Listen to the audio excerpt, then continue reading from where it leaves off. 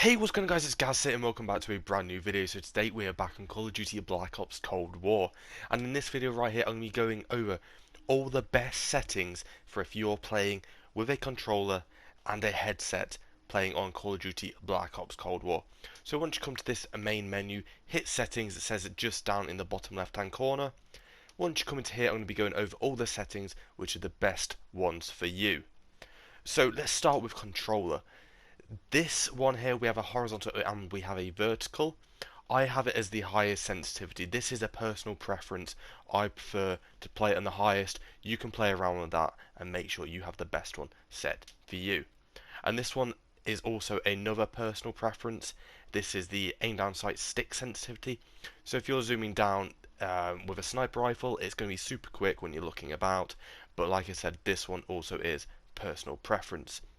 The button layout, I would always keep default. There's no need to change it. There's no need to change whatever you're doing. You might as well keep it as a default because it works the best thing. But one thing that you can change is your L1 and your L2 and your R1 and your L2. Basically, if you flip those two around, it might be easier for yourselves if you're shooting. It's easier to press down the button than it is going to the back paddle. So that one there is also a personal preference. But for me, I like to keep that one on default. Invert vertical look. I honestly don't know anybody that's ever used this, so you might as well not even touch that. Controller vibration. Right, I would always have this one as disabled, and here is why.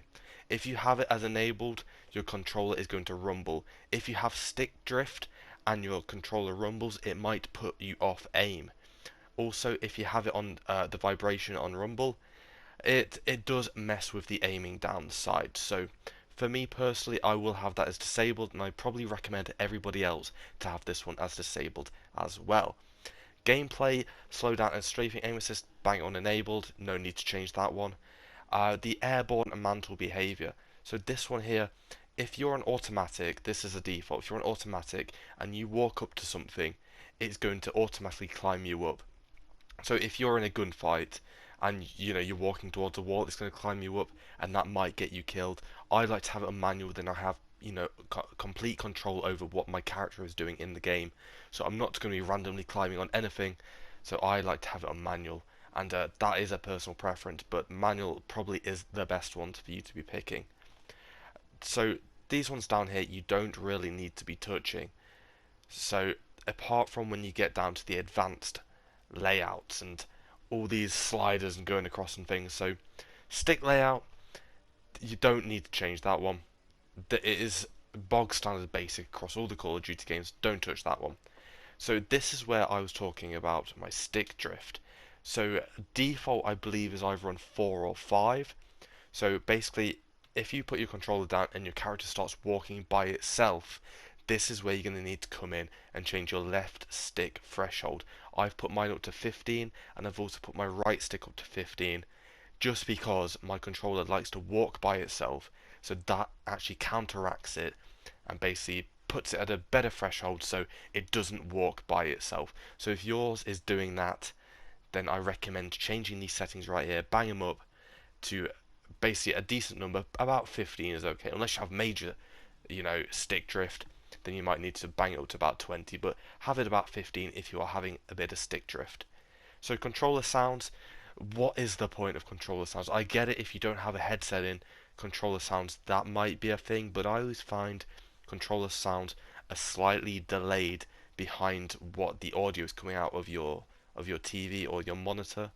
So that one there, if you like a bit of delayed sound, then maybe that one's the right one for you. But honestly, I would put that as disabled. It's no need to have that.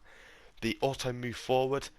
Okay, if you're going to be on Warzone, you're probably going to want to put this one on. It basically saves your sticks from getting a bit of a stick drift in the future. Bang on enable if you want to do that. It basically auto runs for you, and it's the same with this one, auto sprint. I like to have it on disabled, but if you want to let the game do it for yourselves, put this to enabled, and that will do that just for you. Sprint behavior, put it on go to, no need to change that. Sprint cancel reloads, bang it on disabled, and equipment behavior, put it on hold. So now we're going to go over to graphics. This is where the juicy stuff comes in. So your safe area bounds, I have it to the corner of my screens because basically that's what it's asking me to do. There's no need to alter that and put it at a random shape, because there's just no point. So put it to the edge of your screens and you will have the best gameplay going. Colorblind, if you are colorblind, there is different settings here for you. If you're not, obviously keep it on disabled. Field of view, this is the new setting that they have brought in. So it's defaulted to 80, which we normally see with every other Call of Duty game. If you want a bit of a change, put it up to 90. It works so much better. But obviously the higher you go, the more likely your frame rate is going to be a bit stuttery. You might lose some frames. Yeah, it might not be an overall greatest experience, considering right this second is the beta. But when the full game comes out, maybe, just maybe, it might be bang on. But 90 is a good place to have this.